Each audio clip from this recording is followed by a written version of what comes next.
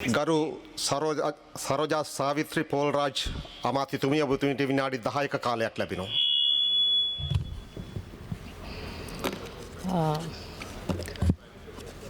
அவையிலிருக்கும் உறுப்பினர் அவர்களே, இன்று இந்த வேளையில் இங்கே பேசப்படுகின்ற மனித உரிமைகள் தொடர்பாக இன்று முன்வைக்கப்பட்டிருக்கின்ற இந்த பிரேரணை தொடர்பாக ஸ்ரீதரன் அவர்களுக்கு எனது நன்றிகளை நான் முதன்மையாக தெரிவிக்க விருப்பப்படுகின்றேன். ஏனென்றால் இது ஒரு காலத்துக்கேற்ப முக்கியமான ஒரு சந்தர்ப்பமாகவே எதிர்வரும் மனித உரிமைகள் ஆணைக்குழுவின் மனித உரிமை பேரவைக்கு நாங்கள் செல்ல இருக்கும்போது எங்கள் நாட்டில் இருக்கின்ற சில சவால்களை, அதே போல் நாங்கள் எடுக்கப்பட வேண்டிய தீர்மானங்களை பற்றி ஒரு நாடு என்ற வகையில் அனைவருமே எதிர்க்கட்சி பேதமில்லாமல் நாங்கள் அனைவருமே ஒன்றாக கலந்து ஆலோசித்து சரியான தீர்வுகளை கண்டறிந்து அதே போல் இருக்கின்ற முக்கிய குறிப்புகளை நாங்கள் பேசப்பட வேண்டிய கட்டாயத்தில் இருக்கின்றோம். ஆகவே தான் இந்த தருணம் எங்களுக்கு அனைவருக்குமே ஒரு முக்கியமான ஒரு நிகழ்வாக விடயமாக நான் பார்க்கின்றேன். அதிலும் ஆரம்பத்தில் நான் கூற விரும்புகின்றேன், நீடித்து நிலைக்கும் அமைதிக்கு, ஒரு நாட்டின் நீடித்து நிலைக்கும் ஒரு அமைதிக்கு, அனைத்து மக்களுக்கும் சமமான வாய்ப்புகளுக்கும் நீதி, சமத்துவம் மற்றும் பொறுப்புக்கூறல் என்ற அவசியமான கட்டாயமான தேவைகளாக நாங்கள் முழுமையாக நம்புகின்றோம்.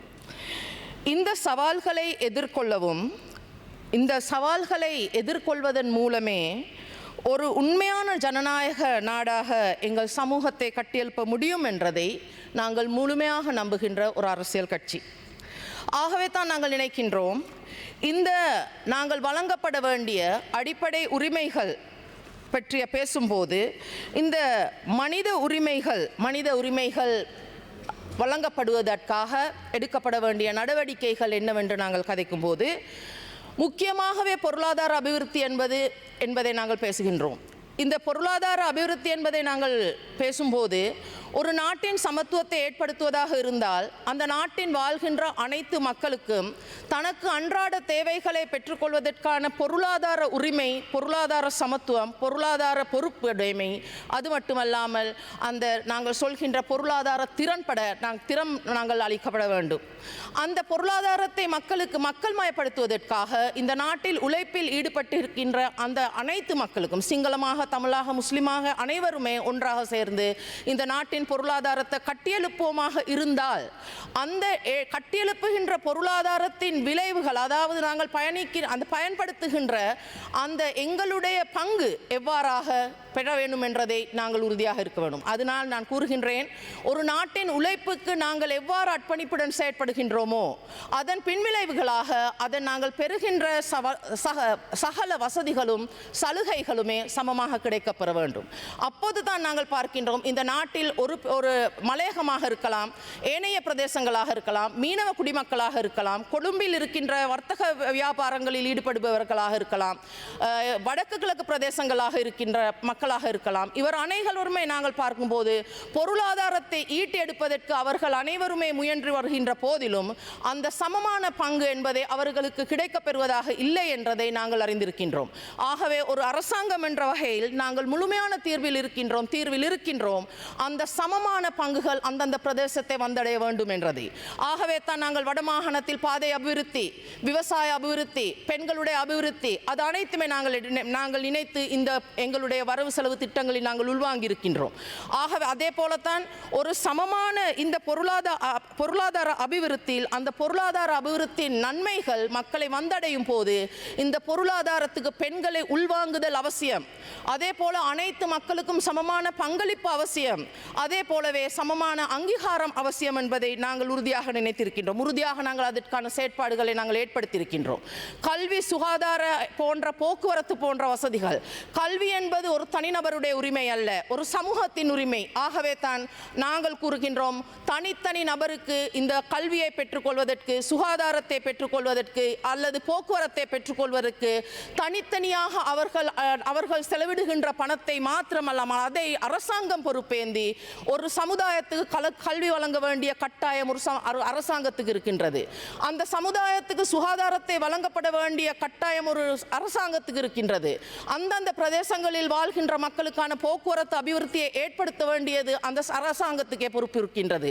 ஆகவே தான் நாங்கள் சொல்கின்றோம், தனித்தனி நபராக கஷ்டப்பட்டு நாங்கள் எங்களுடைய குழந்தைகளை படிப்பிப்பதற்காக, அவர்களுக்கு சுகாதாரத்தை பெற்றுக்கொள்வதற்காக, போக்குவரத்தை பெற்றுக்கொள்வதற்காக நாங்கள் இவ்வளவு காலமும் நாங்கள் கஷ்டப்பட்டிருக்கின்றோம். மலையக அபிவிருத்தியின் போது நாங்கள் முக்கியமாக நினைக்கின்ற விடயம்தான் மலையக மக்களுடைய கல்வியை அபிவிருத்தி அடைய செய்ய வேண்டும். போக்குவரத்துக்கான வசதிகளை நாங்கள் கொடுக்க வேண்டும். பின்தங்கிய கிராமங்களில் போக்குவரத்து அபிவிருத்தி என்பது முக்கியமானது. அவர்களுடைய விளைச்சலுக்கு, அவர்களுடைய சந்தை வாய்ப்புகளை பெற்றுக்கொள்வதற்கு இந்த பொருளாதார அபிவிருத்திக்காக போக்குவரத்து முக்கியமான சேவை. அதற்கான நாங்கள் பார்த்தோம் என்றால் இம்முறை வரவு செலவு திட்டத்தில் மாத்திரம் வடமாகாண அபிவிருத்திக்காக மேலதிகமாக 5000 மில்லியன் ரூபாவும், வட்டுவாக்கல் பாலத்தின் அபிவிருத்தியின் ஊடாக அவர்களுடைய விளைச்சலை கொழும்புக்கு கொண்டு வருவதற்காக 1000 மில்லியன் ரூபாவாகவும் மேலதிகமாக ஒதுக்கப்பட்டிருக்கின்றது. அதே போலத்தான் நாங்கள் சொல்கின்றோம், ஏனைய பின்தங்கிய கிராமம் அனைத்தையும் நாங்கள் அபிவிருத்தி அடைவதற்காக வேலை திட்டங்களை நாங்கள் மேற்கொண்டிருக்கின்றோம். அதே போல நாங்கள் முக்கியமாக கூறப்பட வேண்டிய முக்கியமான விடயம்தான், அந்த மலையக மக்கள் இவ்வளவு காலமும் இந்திய வம்சாவளி மக்களாக புறக்கணிக்கப்பட்டிருந்த அந்த சமுதாயத்தை இலங்கை பிரஜைகளாக உள்வாங்குவதற்கு முதன்முறையாக செயற்திட்டத்தை அமுல்படுத்துவதற்கு முன்வந்த அரசாங்கம் தான் எங்களுடைய தேசிய மக்கள் சக்தி அரசாங்கம் என்றதை நான் உறுதியாக கூறுகின்றேன். அது எங்களுக்கு ஒரு பெருமை அளிக்கின்ற ஒரு விடயம். இவ்வளவு காலமும் இந்திய வம்சாவளி மக்களாக அந்த பிறப்பு அத்தாட்சி பத்திரத்தில் கூட, பிறப்பு சான்றிதழில் கூட இந்திய தமிழர்கள் என்று குறிப்பிட்ட மக்களை மலையக இலங்கையர்கள் அல்லது இலங்கை மலையக மக்கள் என்று அங்கீகரிக்கப்பட்டிருக்கின்றது. இதன் தான் முதல் தடவை. ஆகவே அந்த மலையக அபிவிருத்திக்காக காணி வசதிகளை வழங்குதல், வீடமைப்பு திட்டங்கள், அது மட்டுமல்லாமல் கழியலறைகளை வழங்குவதற்காக, சுகாதார அபிவிருத்திக்காக நிறைய பண ஒதுக்கீடுகள் இம்முறை நடந்து கொண்டிருக்கின்றது. வேலை திட்டங்கள் நடந்து கொண்டிருக்கின்றன. அவர்களுடைய கல்விகளை நாங்கள் பார்த்தோம் என்று சொன்னால், இந்த கொழும்பை மையப்படுத்தி பார்த்தாலும் ஏனைய பிரதேசங்களை பார்த்தாலும் சிறு வயதிலிருந்தே அந்த கடைகளிலோ அல்லது தோட்டங்களிலோ வீட்டு வேலைக்கோ பணியமர்த்துவதற்காக எடுக்கப்படுகின்றது மலையக மாணவர்களை, மலையக மக்களுடைய குழந்தைகளை. அது அனைத்தையும் தீர்த்துவிட்டு அவர்களுக்கு உரிய கல்வி வசதிகளை வழங்குவதற்காக நாங்கள் வேலை திட்டங்களை எடுத்திருக்கின்றோம். கடந்த ஜூலை 1ஆம் தேதியிலிருந்து யாச்சகம் பெறுவதற்கு சிறுவர்களை உபயோகித்துக் கொள்வதும், வீட்டு தொழில்களுக்கு அதாவது வீட்டு பணிகளுக்கு சிறுவர்களை அமர்த்துவதும் தடை செய்திருக்கின்றோம். சட்டமூலங்களை கொண்டு வந்திருக்கின்றோம். அது மட்டுமல்லாமல் எந்த ஒரு காரணம் கொண்டும் 18 வயதுக்கு கீழ்ப்பட்ட எவருக்குமே அந்த நாங்கள் வீட்டு பணிகளுக்கு அமர்த்துவது, அபாயகரமான தொழில்களில் ஈடுபடுத்துவது, யாஜகம் பெறுவதற்கு பயன்படுத்துதல் போன்ற விடயங்களை தவிர்த்துவிட்டு 18 வயது வரையும் கல்வி என்பது உறுதிப்படுத்த வேண்டிய உலகளாவிய உரிமை என்றதை நாங்கள் நிரூபித்திருக்கின்றோம். அதே போலத்தான் பெண்களுடைய சமுதாய அபிவிருத்திக்காக அரசியலில் பெண்களின் உள்வாங்கல் எவ்வாறு கட்டாயம் என்றதை நாங்கள் வலியுறுத்தியிருக்கின்றோம். வினாடி 2ක් පමණයි ඔබතුමියට තියෙන්නේ. இந்த அரசாங்கத்தில் நாங்கள் பார்க்கின்றோம் 20 பெண்கள் உட்பட்ட இந்த எங்களுடைய பெண்களின் பங்களிப்பு, அரசியல் பங்களிப்பு அதிகரிக்கப்பட்டிருக்கின்றது.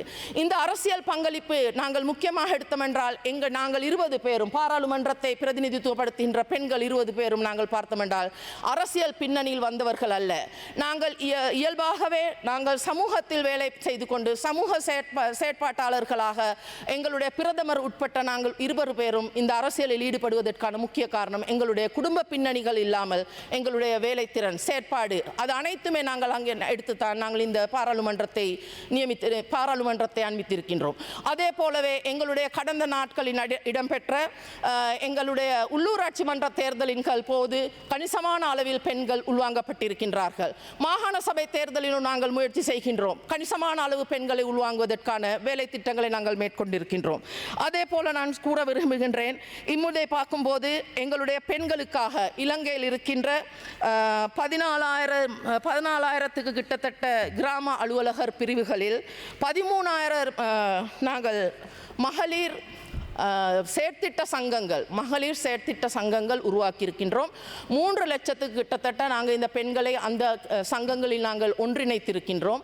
அவர்களுக்கான பொருளாதார அபிவிருத்திக்கான ஒவ்வொரு ஊருக்கும், அதாவது ஒவ்வொரு கிராம அலுவலக பிரிவுக்கும் ஏதாவது ஒரு கைத்தொழில் அபிவிருத்தியை நாங்கள் அறிமுகப்படுத்தி அதனூடாக அவர்களை வலுப்படுத்தி பெண்களை தொழில் முனைவோர்களாக மாற்றி அவர்களுடைய பொருளாதாரத்தை கட்டியெழுப்பும் வேலை திட்டங்களை நாங்கள் முன்னெடுப்பதற்கு அனைத்து நடவடிக்கை நடவடிக்கைகளையும் எடுத்திருக்கின்றோம். 2026ஆம் ஆண்டு பொருளாதாரத்தை எங்களுடைய வரவு செலவு திட்டத்தில் கணிசமான ஒதுக்கீட்டை பெண்கள் அபிவிருத்திக்காக, எங்களுடைய கிராமப்புறங்களில் வாழ்கின்ற பெண்கள் அபிவிருத்திக்காக, மகளிர் කාලය அபிவிருத்திக்காக අවසානයි.